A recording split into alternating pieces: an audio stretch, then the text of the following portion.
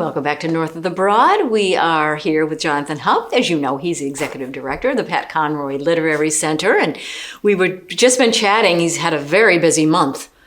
I have indeed. A lot of book festivals going on around the South, and I've apparently been to all of them now, other than our own, which comes up at the end of this month. Which comes up at the end of October. We'll talk about that in just a minute. But, yes. So we're going to start with November, and actually on November 4th, that's a Friday night, you have an interesting program with poets. We do. We have 4 poets in total coming to see us in November, and there's a huge community of poets right here in our Low Country. I mean, there's so many arts that just flourish here in the Low Country, and poetry happens to be one of them. Through the Conroy Center, we want to honor that by bringing poets from elsewhere. And as you say, on November 4th, which is a Friday, in partnership with the Beaufort County Black Chamber of Commerce, which is 2 buildings away from where we are right here on Bladen St. We're hosting Glenis Redmond, who is newly named Poet Laureate of Greenville, where you've been. I have seen her. She's amazing. She is a powerhouse of a spoken word poet. She's so it's not just the words on the page. It is a performance, as you say. And she's being joined with a slightly younger poet who's also a rising star in South Carolina poetry, and that is Marlanda Dekine, who's joining us from just up the coast around Charleston as well. They both have brand new books out. They know each other a little bit, but I don't think they've done a reading together before. And so that'll be an evening of poetry, 5:30 to 6:30 at the Black Chamber. We're in Sandie's restaurant, which will be open that evening as well, so folks can actually get a meal in addition to a wonderful evening of poetry. Even better. Put it on your calendars, everyone, November 4th. Yes. And is there a charge? It's entirely free to attend. Okay, perfect. And Glenis will be teaching a workshop the following morning, actually right here in the very room that we're in at the Conroy Center.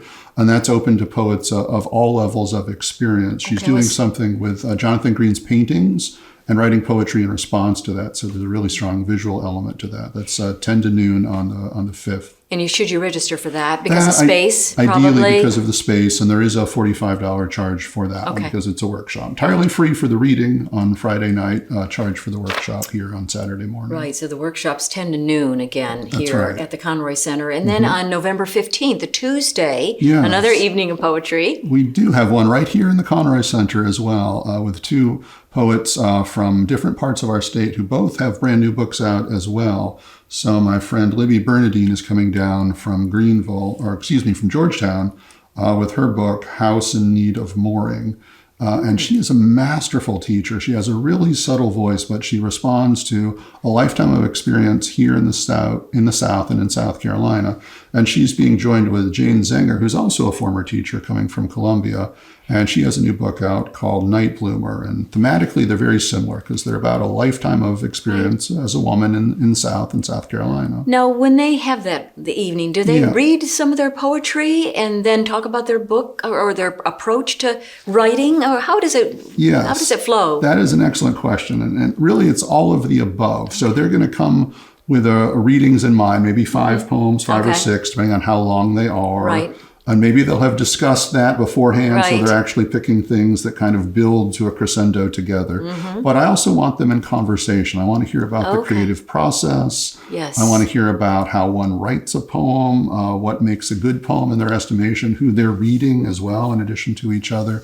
I really want it to be a dialogue. I really want it to be engaging, not just for them, but for the audience as well. So they'll be together, so they won't be interviewed. They'll just, basically it's their program. It's them kind of doing what we're doing right now. If we would just read a poem every so often, we'd be doing the thing. But yes. And one question I would have is, all poems don't have to rhyme. No. Which is so fascinating about writing poetry. There's a program here that the Beaufort County School District does called River of Words. I've been doing it for a long, long time, poetry anthology. So I get to go into schools and work with students. And that's the very first lesson I teach because that's the stumbling block for them. That they think it all has to rhyme and it has to be couplets and neat and orderly. And it can be messy and still be a wonderful poem. So we get over that in the first few minutes of our conversations. And Pat Conroy was a poet. He was. Pat he wanted to be a poet as a young person in Beaufort High School. he actually took a poetry class with James Dickey at USC, and that's what convinced him that he couldn't be a poet in the traditional sense, Right. but he could find another way, which he absolutely did in his lyrical prose. Right, very good. We just have, just a few minutes left, or not a few minutes, but a few seconds left. Yeah. The Literary Festival, the end of October, That's so right. big lineup there. October 28th Right. through the 30th, patconroyliteraryfestival.org for the full schedule. With all the schedule and the information. Thank you so much, Jonathan Haupt, and thank you all so much for watching this edition of this great program, North of the Broad. Bye, everyone.